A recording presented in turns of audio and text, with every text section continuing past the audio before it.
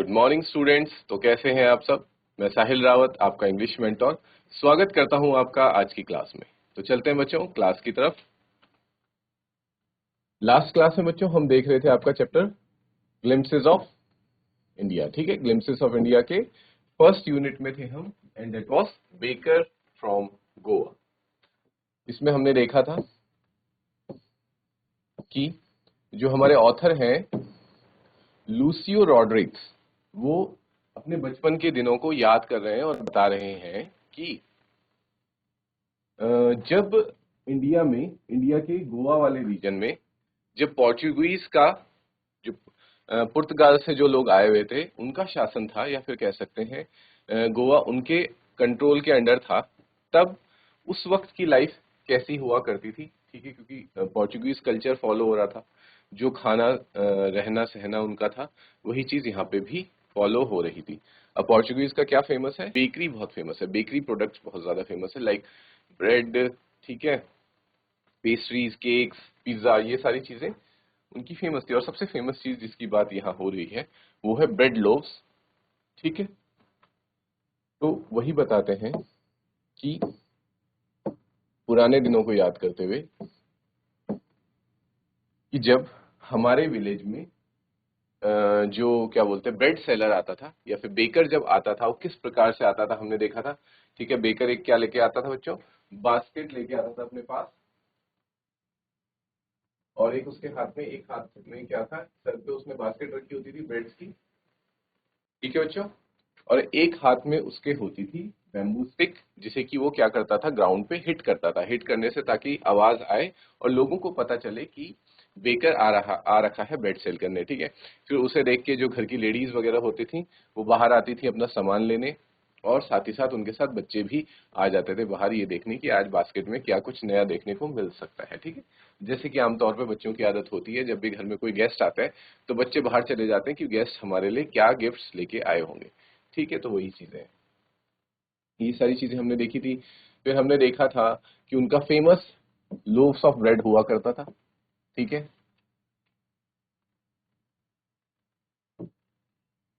यहाँ बताया जा रहा था कि जो उनको खाया करते थे वो तो भले ही वेनिश हो गए। वेनिश का मतलब है वेनिश होता है, हाँ मैंने लिखा था समय के साथ गायब हो गई, लेकिन उनको बनाने वाले आज आज भी जिंदा है, यानी कि कह सकते हैं वो जो तकनीक थी या वो टेक्निक थी वो आज भी लोग फॉलो कर रहे हैं, क्योंकि जो उनके एंसेस्टर्स हैं या फिर कह सकते हैं प्रीडिसेसर्स है, सॉरी, एंसेस्टर्स तो पूर्वज हो जाता, प्रीडिसेसर्स उनकी आने वाली पीढ़ी है, वो उस काम को अभी भी कंटिन्यू रख रही है। ठीक है बच्चों, वो फर्नेसेस हमें अभी भी देखने को मिलती है जहाँ पे कि उस वक्त में ब्रेड्स बना करते थे, आज भी वहां पे ब्रेड्स बन रहे हैं।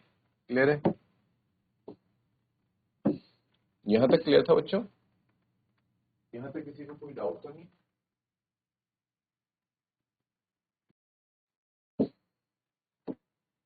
ठीक है, यहाँ बता रहा है कि फादर इज नॉट अलाइव, उन बेकर्स के फादर भले अलाइव ना हो, लेकिन जो सन है, जो बच्चे हैं, वो अभी भी उस प्रोफेशन को कैरी फॉरवर्ड कर रहे हैं। ठीक है, और उनके गांव में बेकर को क्या कहा जाता था, पैडर कहते थे, क्या कहते थे, पैडर कहते थे।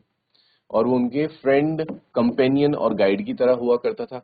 वो दो बार आया करता था, एक बार जब वो अपनी पूरी भरी हुई बास्केट ले जाता था, और जब वो बास्केट पूरी खाली करके वापस जाता था, तो ऐसे उसके दो चक्कर लगते थे। ठीक है, ये सारी चीजें हमने देखी थी। उसके बाद हमने देखा था कि बच्चों को क्या पसंद थे, बच्चों को लोव्स ऑफ ब्रेड पसंद नहीं थे, उनको पसंद थे ब्रेड बेंगल्स, जो कि स्वीट ब्रेड्स हुआ करते थे। ठीक है, उनको स्वीट ब्रेड्स पसंद थे। और जो उसकी शाफ्ट थी, मतलब बैम्बू की स्टिक थी, उसमें क्या कैसी आवाज आती थी, झंग झंग करके आवाज उससे आया करती थी। ठीक है, यहाँ तक क्लियर था।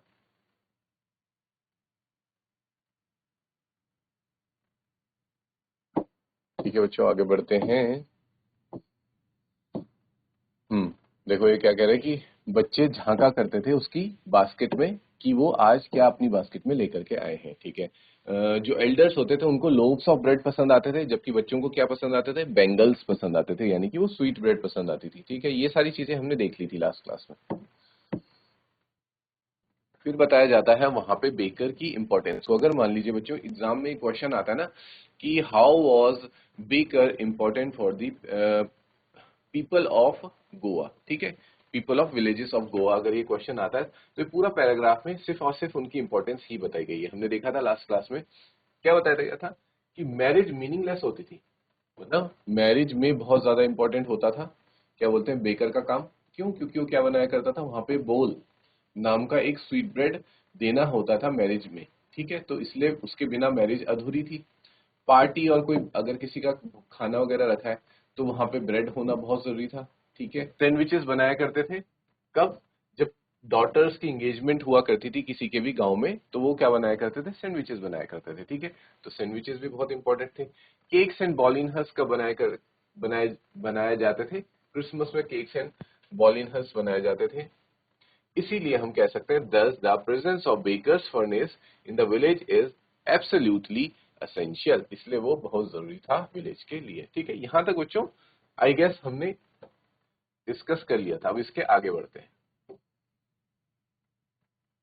The baker or bread seller of those days had a peculiar dress known as कबाई, ठीक है। वो एक अलग तरीके की ड्रेस पहना करते थे जो बेकर्स और ब्रेड सेलर्स होते थे।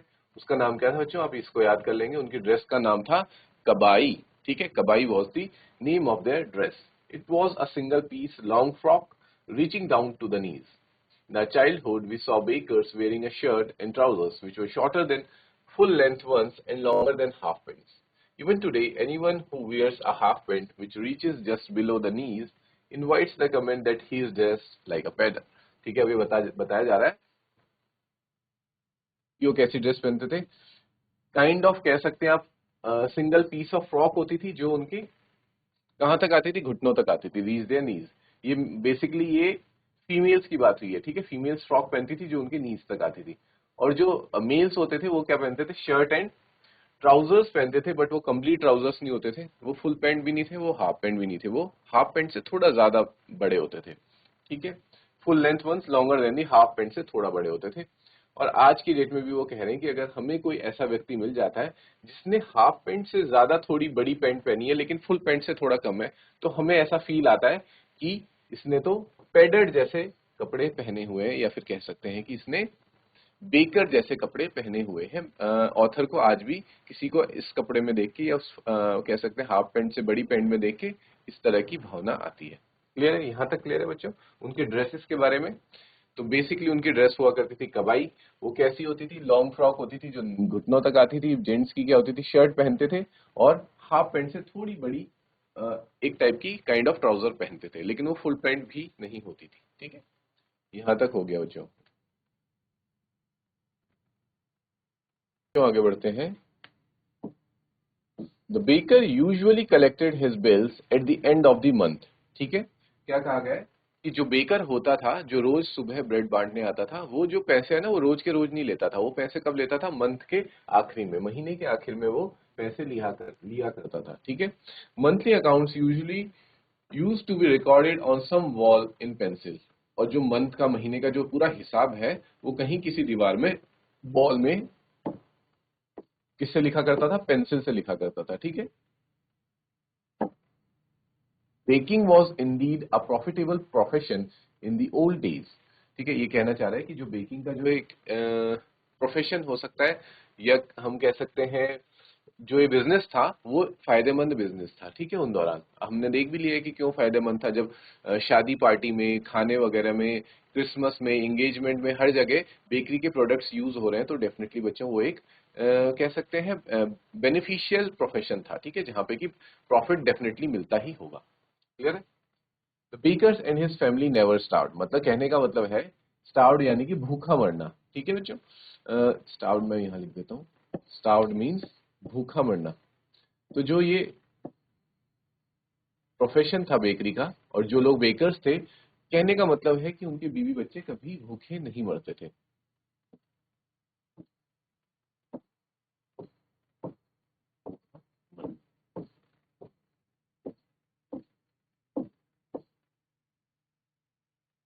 He, his family and his servants always looked happy and prosperous, ठीक है। जो बेकर हुआ करता था उसकी फैमिली, इवन उसके सर्वेंट्स भी हमेशा खुश नजर आते थे और प्रॉस्पेरस, मतलब धन धान्य होता था उनके पास, ठीक है। उनके पास किसी चीज की कमी नहीं होती थी। Their plump physique was an open testimony to this, ठीक है। जो उनकी प्लम फिजिक का मतलब होता है बच्चों प्लेजेंट फैट बॉडी, ठीक है। बोलते हैं ना जैसे किसी हेल्दी इंसान को देखते हैं तो हम भी बोलते हैं कि यार ये तो खाते पीते घर का लग रहा है, ठीक है। तो वही हम कह सकते हैं कि वो भी कैसे दिखने में कैसे होते थे, तो थोड़े मोटे जैसे होते थे, प्लम फिजिक यानी कि फैटी होते थे थोड़े, तो उनको देख के बोला जा सकता था कि ये भी खाते पीते घर के थे। तो और खाते पीते घर का मतलब जिनके पास रिसोर्सेज की कोई कमी ना हो, ठीक है, जिनके पास खाने वगैरह की पैसे खाने वगैरह की कमी ना हो, ठीक है। Even today, any person with a jackfruit-like physical appearance is easily compared to a baker. और आज की डेट में भी अगर किसी इंसान का जैकफ्रूट जैसा यानी कि कोई थोड़ा मोटा सा इंसान हमें अगर दिखता है, मोटा तगड़ा इंसान, तो हम उसको किससे कंपेयर कर लेते हैं? बेकर से। तो बेकर का कंपैरिजन बच्चों यहाँ पे दो बार हुआ है। एक बार तो कब? जब हम किसी मोटे तगड़े इंसान को देखते हैं तब हम उसे बेकर से कंपेयर करते हैं, और दूसरा ऑथर उसे कब बेकर से कंपेयर करता था? जब उसने हाफ पैंट से थोड़ी बड़ी पैंट पहनी हो, तब भी ऑथर उसे किससे कंपेयर करता था? बेकर से कंपेयर करता था। क्लियर है यहाँ तक? चलो बढ़ते हैं आगे फिर। ओपन टेस्टिमनी का मतलब होता है बच्चों public statement about a character और क्वालिटी, ठीक है। जो कि मतलब पब्लिक स्टेटमेंट है, ठीक है, ये सभी को पता है। जैसे जो मैंने ये बात बोली कि मोटे लोगों को देख के ये कहा जाता है कि ये तो खाते पीते के लग रहे हैं। तो ये ऐसा नहीं कि ये सिर्फ मैंने खुद बनाया या मेरे 4-5 दोस्तों या फिर जो मेरे कलीग्स हैं उनको ही पता है। ये बात जग जाहिर है, सभी को पता है। ओपन टेस्टिमनी है ये, ठीक है, एक पब्लिक स्टेटमेंट है, सब लोग इसको यूज करते हैं कि जो मोटा आदमी या फिर थोड़ा हेल्दी इंसान दिखता है उसको बोलते हैं यार ये तो खाते पीते घर का है। और जो अगर गलती से पतला इंसान मिल जाए या फिर भले ही वो अच्छे घर से हो, लेकिन उसको क्या बोलते हैं? यार तुझे घर पे खाना नहीं मिलता क्या? ठीक है, इस तरीके से बातें बोली जाती है। तो these are called open testimonies, ठीक है, जो एक पब्लिक स्टेटमेंट होती है। क्वेश्चंस हम चैप्टर के लास्ट में डिस्कस करेंगे। अभी एक बार हम we are just discussing the chapter, ठीक है बच्चों। तो जहां तक मैं देख पा रहा हूं, आपका जो चैप्टर का फर्स्ट पार्ट था बेकर फ्रॉम गोवा, यहीं पे आके एंड हो जाता है, ठीक है। इसी के साथ आपका ये चैप्टर एंड होता है। अब हम नेक्स्ट टॉपिक स्टार्ट करेंगे, ठीक है, जो कि है कुर्ग। कुर्ग के बारे में पढ़ेंगे कि कुर्ग कहाँ है, कहाँ के लोग कुर्ग कहलाते हैं, ठीक है, ये सारा पढ़ेंगे। आई होप कि आपको जो बेकर फ्रॉम गोवा था वो आपको क्लियर होगा, ठीक है। अभी स्टार्ट करते हैं हम अपना next topic. Okay, students, let's move to the next topic, जो है कुर्ग, ठीक है। नेक्स्ट टॉपिक है हमारा कुर्ग। अब कुर्ग क्या है देख लीजिए। Coorg is coffee country famous for its rain forest and species. Coorg को क्या कहा जाता है? कॉफी कंट्री कहा जाता है। क्यों कहा जाता होगा बच्चों? आप कह सकते हैं कि इसे कॉफी कंट्री इसलिए कहा जाता होगा क्योंकि यहाँ पे कॉफी बहुत ज्यादा मिलती होगी, ठीक है, या फिर कॉफी की पैदावार यहाँ पे ज्यादा होगी, इसलिए कॉफी कंट्री ऑफ इंडिया क्या है? कुर्ग। और ये फेमस किस चीज के लिए? यहाँ के रेन फॉरेस्ट, ठीक है, यहाँ के जो रेन फॉरेस्ट है उनके लिए ये फेमस है। और यहाँ पे इस रेन फॉरेस्ट में पाई जाने वाली स्पीशीज, चाहे वो एनिमल स्पीशीज हो, बर्ड स्पीशीज हो या फिर प्लांट स्पीशीज हो, ये इन तीनों के लिए ही फेमस है, ठीक है। तो स्टार्ट करते हैं अपना chapter. Midway between Mysore and the coastal town of Mangalore sits a piece of heaven that must have drifted from the kingdom of God, ठीक है। बेसिकली बच्चों जो आपका कुर्ग है ना, मैं आपको बता देता हूँ कौन से पार्ट में आता है, कौन से स्टेट में आता है। ये इंडिया का जो स्टेट है बेंगलोर या फिर बेंगलुरु, ये वहां पे आता है, ठीक है। तो बताया जा रहा है मैसूर, ठीक है, और कोस्टल टाउन ऑफ मंगलोर, उसके बीच में ये जगह है। मैंगलोर और मैसूर के बीच में ये जगह है, और इसको क्या कहा गया है? Piece of haven. हेवन आप पता ही है, आपको स्वर्ग या फिर जन्नत कह सकते हैं, उससे कंपेयर किया गया है। और कहते हैं इसे क्या, ये कहां से आया? डायरेक्ट किंगडम ऑफ गॉड से, यानी कि देवताओं के साम्राज्य से सीधा ये कहां पे प्रकट हुआ? ये धरती पे प्रकट हुआ है। This land of rolling hills is inhabited by a proud race of martial man, ठीक है, beautiful women and wild creatures, ठीक है बच्चों। जो यहाँ की लैंड है, जो यहाँ की जमीन है, वहां पे कौन है, वहां के वो किन उनकी इनहेबिटेंट्स कौन है, वहां पे कौन रहता है? वहां पे रहते हैं बच्चों मार्शियल मेंस। मार्शियल मेंस, देखिए मार्शियल किसे कहते हैं? Having to do with war. जो वॉरियर्स लोग होते हैं ना, योद्धा लोग, ठीक है, जिन्होंने बहुत लड़ाइयां लड़ी होती है, वो हम कह सकते हैं कि उस प्रकार के लोग वहां रहते हैं। ठीक है, मार्शियल मीन्स वॉरियर। वॉरियर लोग, ब्यूटीफुल वुमेन और वाइल्ड क्रिएचर्स वहां पे पाए जाते हैं। कुर्ग, और इनको क्या भी कहा जाता है? कोडागु।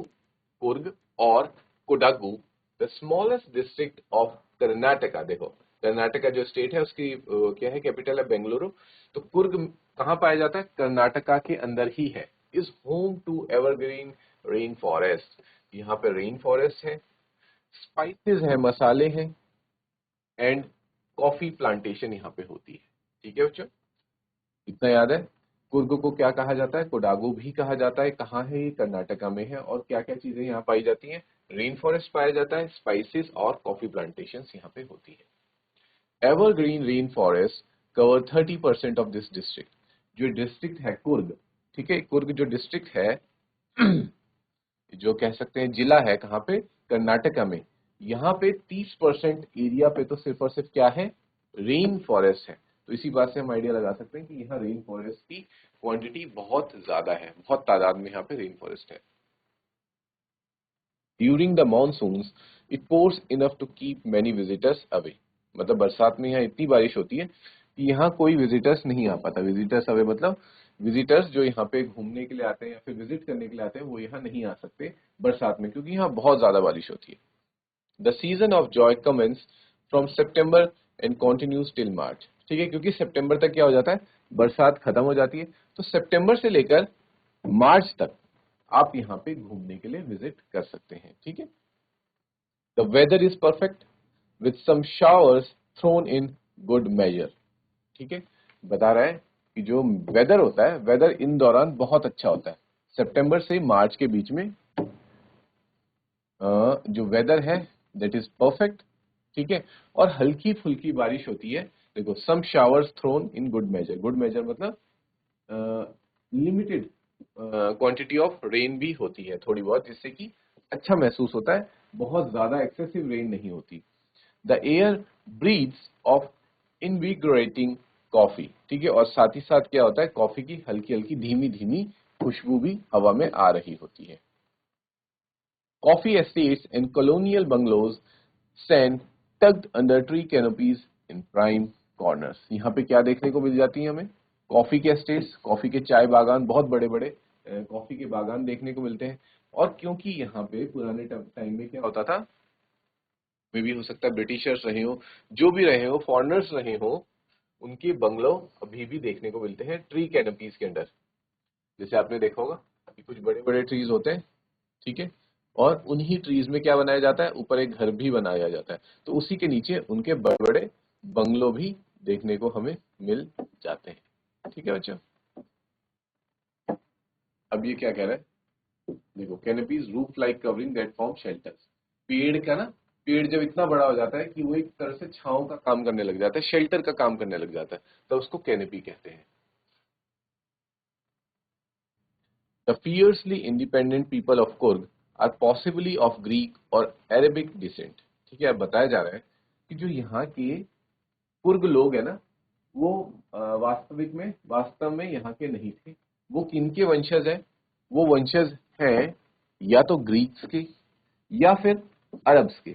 ठीक है, या फिर अरब के या फिर ग्रीक वो वंशज हैं। As one story goes, a part Alexander's army moved south along the coast and settled here when return became impractical। ये कह रहा है कि जिस वक्त भारत में अलेक्जेंडर यानी कि सिकंदर महान आया था, तो उसकी सेना की एक टुकड़ी साउथ की तरफ चले गई थी। ठीक है, एक तो मगध की तरफ जा रही थी और एक नीचे की तरफ गई, और जो नीचे की तरफ गई उसके लिए वापस आना थोड़ा इम्पॉसिबल हो गया था। तो उन लोगों ने डिसाइड किया कि हम यहीं सेटल हो जाएंगे, और जो लोग वहां सेटल हो गए उन्हीं के वंशज कौन है आज भी? They are Coorg peoples. These people married amongst the locals। उन लोगों ने वहां के locals से शादी करी। And their culture is apparent in the martial traditions। और उनका जो कल्चर है वो कहाँ दिखता है, मार्शल ट्रेडिशंस, जो उनके वॉर ट्रेडिशंस है ना, लड़ाई का तरीका है, उसमें अभी भी वो ग्रीक वाली झलक है वो आती है। मैरिज, मैरिज में भी कुछ कुछ रिचुअल्स ऐसे देखने को मिलते हैं जिससे हमें पता चलता है कि ये शायद ग्रीस के लोग हैं। And religious rights, religious rights यानी कि बच्चों जो पूजा पाठ वगैरह जो हमारे वो होते हैं ना, धर्म संबंधी जो उनके राइट्स हैं, रिचुअल्स हैं, ये कह सकते हैं कर्म कांड है, वो भी किन से मिलते हैं, वो भी ग्रीक से मिलते हैं। Which are distinct from the Hindu, ये हिंदुओं से अलग है, जो मेन स्ट्रीम हिंदू है हमसे अलग है, उनके थोड़े पूजा पाठ का तरीका, शादी ब्याह का तरीका और लड़ने का तरीका भी। यहां तक क्लियर है बच्चों? मेन स्ट्रीम का, मेन स्ट्रीम हिंदू का मतलब होता है अ ट्रेडिशन और which must most people follow, ठीक है, जिसको कि बहुत सारे लोग फॉलो कर रहे हैं, उसको मेन स्ट्रीम बोलते हैं। जैसे मेन स्ट्रीम मीडिया कहा जाता है, मेन स्ट्रीम मीडिया यानी कि जो हमारे टीवी में जो मीडिया आती है उसी को मेन स्ट्रीम मीडिया माना जाता है। लेकिन अब तो मीडिया, सोशल मीडिया, फेसबुक और यूट्यूब वगैरह पे भी स्टार्ट हो गई है, तो मीडिया वो भी है, but they are not mainstream media, क्योंकि ज्यादा लोग अभी भी किसको फॉलो कर रहे हैं, जो टीवी पे न्यूज चैनल्स आते हैं, जी न्यूज, स्टार न्यूज, आज तक, ये सब, तो ये मेन स्ट्रीम मीडिया कहलाती है। ठीक है, तो बच्चों यहां तक आप लोगों को clear?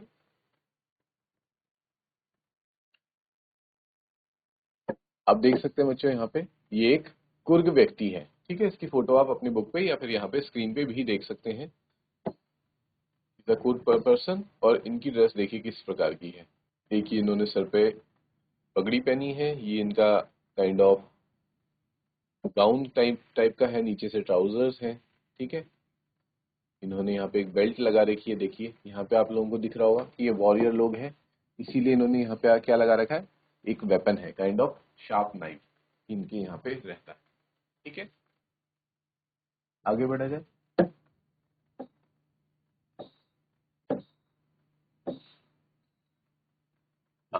Arab origin draws support from the long black coat with an embroidered waist belt worn by the Budaboos। ठीक है, अब देखो हमने पढ़ा था ना कि दो तरह की धारणाएं हैं कि या तो ये ग्रीक के हो सकते हैं या फिर ये अरबी हो सकते हैं। जो ग्रीक वाली धारणा है वो तो मैंने आपको एक्सप्लेन कर दी कि कैसे पता लग रहा है कि ये ग्रीक के लोग हैं, लेकिन जो ये अरबी वाली धारणा है ये कहाँ से आई? ये आई इनकी वेशभूषा से, जो इन्होंने लॉन्ग ब्लैक कोट पहना रहता है, ठीक है, इस वजह से। और इनके जो गले में सॉरी, कमर में, वेस्ट में जो इन्होंने बेल्ट पहनी है ना, एम्ब्रॉयडर्ड, जिसमें कि एम्ब्रॉयडरी हो रखी है, वेस्ट पे जो बेल्ट पहनी है कुडावूज में, इससे लगता है कि शायद ये अरबी हो सकते हैं, क्योंकि अरबी अरबी लोगों की वेशभूषा भी कुछ ऐसी ही होती है। और इनकी ड्रेस को क्या कहा जाता है? कुपिया। क्या कहा जाता है बच्चों? कुपिया। तो आपको याद कर रखना है कि यहाँ पे हम कुर्ग से के बारे में पढ़ रहे हैं, तो इनकी ड्रेस का नाम है कुपिया। और इससे पहले हमने गोवा में बेकर्स की ड्रेस का नाम जो पढ़ा था, आपको वो भी याद रखना है साथ साथ। ठीक है, तो ये क्वेश्चन भी कुछ बन सकते हैं 1 मार्क में। It resembles the keffiyeh worn by the Arabs and the Kurds। ठीक है, जो एक कुफिया इनकी ड्रेस है, ये किससे मिलती है? जो अरबी लोग होते हैं ना, अरबी, वो पहनते हैं कुफिया, ठीक है, अरब पीपल पहनते हैं, और वहीं पे आसपास ईरान इराक के एरिया में पाए जाते हैं कुर्द्स, तो कुर्द्स भी इस तरह की ड्रेस पहनते हैं। क्लियर है बच्चों? इसीलिए इनको कंपेयर किया जाता है, शायद कुर्द्स हैं और वो कुर्ग हैं, तो शायद इस वजह से हो सकता है इनका अरेबियन डिसेंट भी हो, ठीक है, ये क्या पता अरबी लोग हो। तो ऐसी दो दो धारणाएं हैं। Kurgi homes have a tradition of hospitality, and they are more than willing to recount numerous tales of valor related to their sons and fathers। ठीक है, देखो ये बता रहे हैं कि जो कुर्गी लोग होते हैं ना, वो कैसे होते हैं। एक तो उनका हॉस्पिटैलिटी वाला क्या होता है, नेचर है, हॉस्पिटैलिटी वाला है, ट्रेडिशन, यानी कि उनका जो कल्चर है, रीति रिवाज है, वो हॉस्पिटैलिटी। हॉस्पिटैलिटी का मतलब होता है बच्चों मेहमान नवाजी। मेहमान नवाजी में वो बहुत ज्यादा विश्वास रखते हैं। मैं यहां लिख देता हूं मेहमान नवाजी।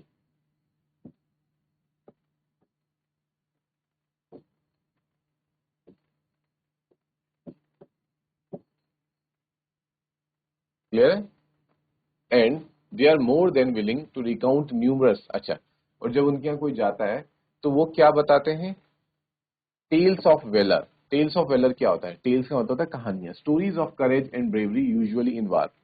ठीक है, युद्ध के वक्त जो दृढ़ता और साहस दिखाई जाती है ना, उसकी कहानियां ये लोग बताते हैं। जो साहस किसने दिखाया था, उनके बेटों ने या फिर उनके फादर्स ने जो साहस दिखाया है युद्ध के समय में, उनकी कहानियां या वीर गाथाएं वो सुनाया करते हैं।